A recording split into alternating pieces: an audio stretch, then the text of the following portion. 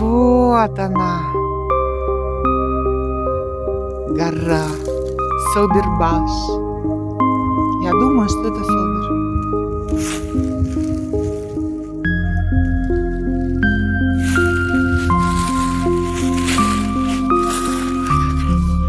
Как красиво! Стволы, как орган.